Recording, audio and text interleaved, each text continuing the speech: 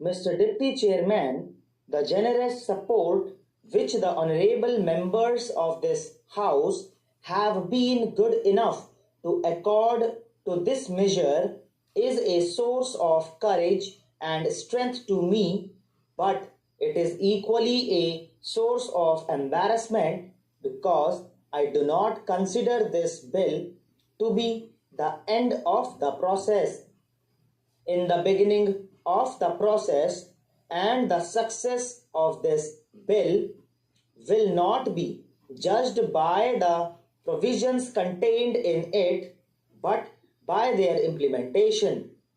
I feel that today I am being put on trial, and if I am deserving any appreciation or praise, it will be on the day when I make a success of this bill.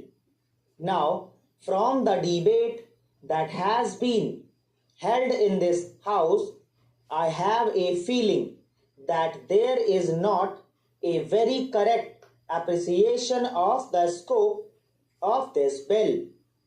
I made an attempt to explain the scope of the bill in my opening speech, but it must be due to my fault that I could not fully bring home to the honorable members the scope of this bill.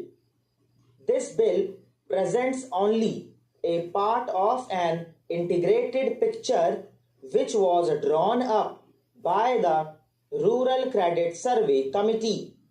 The financing or the credit part of it has been entrusted to the Reserve Bank.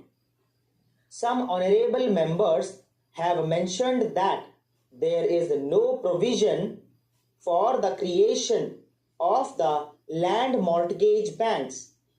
I submit that there should have been no provision for the creation of the land mortgage banks because that is the credit side which has been handled by the Reserve Bank.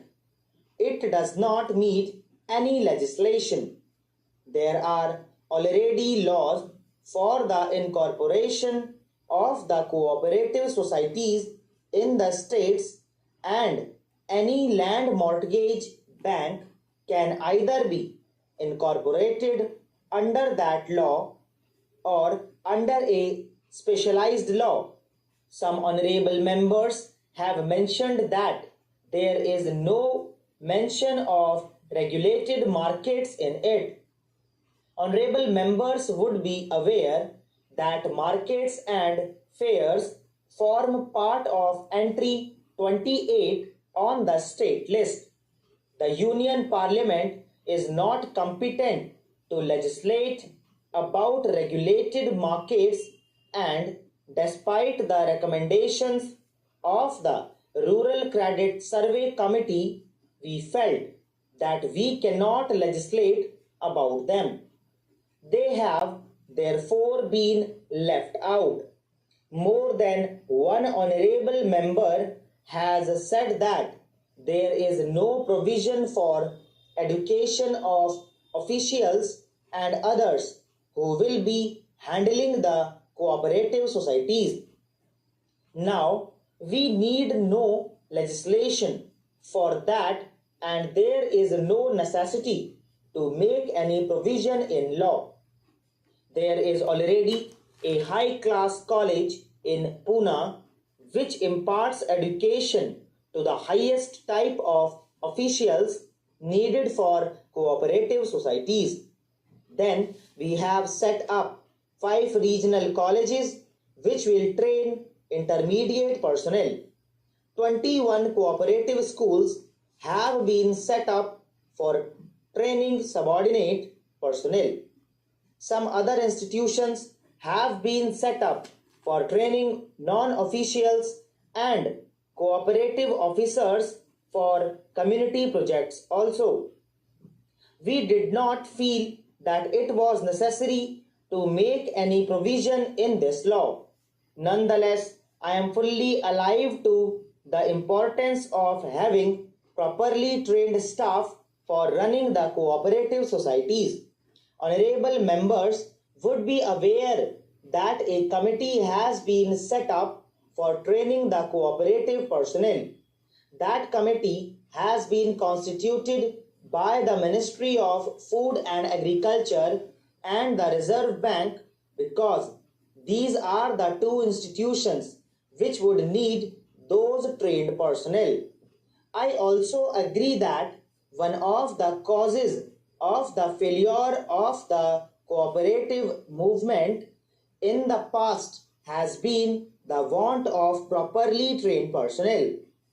We are not going to repeat that mistake, and let me assure the honorable members that we propose to lay the highest emphasis on the training of the officials as also of the non-officials in the cooperative principles. I am fully conscious of the fact that the cooperative institutions which we propose to set up either under this act or which are going to be set up by the Reserve Bank or by the state government can be a success only when a proper climate has been created, and for that purpose the cooperation of the non-officials who have been initiated into the principles of cooperation, who have a faith and belief in those principles is indispensable, and therefore our scheme of training also includes training of the non-officials in the principles of cooperation. This bill has a definite but a limited object, and that limited object is to set up the cooperative marketing, cooperative processing, cooperative production and warehousing. The other parts of this picture will be provided by other institutions. Now, the House is aware that the Imperial Bank of India has been converted into the State Bank of India, the sole objective of which was that the marketing of agricultural produce should be financed by that institution. In my opening speech, I mentioned specifically that the State Bank of India will perform three functions. It will provide remittance facilities to the cooperative societies, which is a very important function.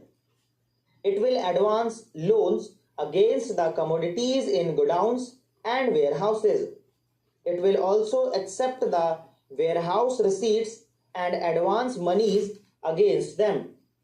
Financing will be done by the State Bank of India, which has got sufficient resources, which is an expanding institution and which is going to set up a large number of branches and which will do the financing. So far as the capital structure of the Central Warehousing Corporation is concerned, we have purposely kept the limit of the subscribed capital at a comparatively low level.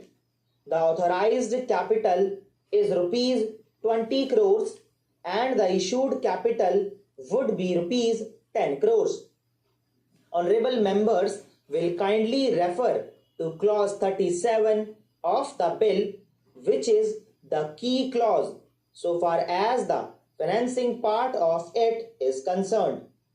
The Central Warehousing Corporation will borrow money through bonds to the extent of 10 times their subscribed capital. दोस्तों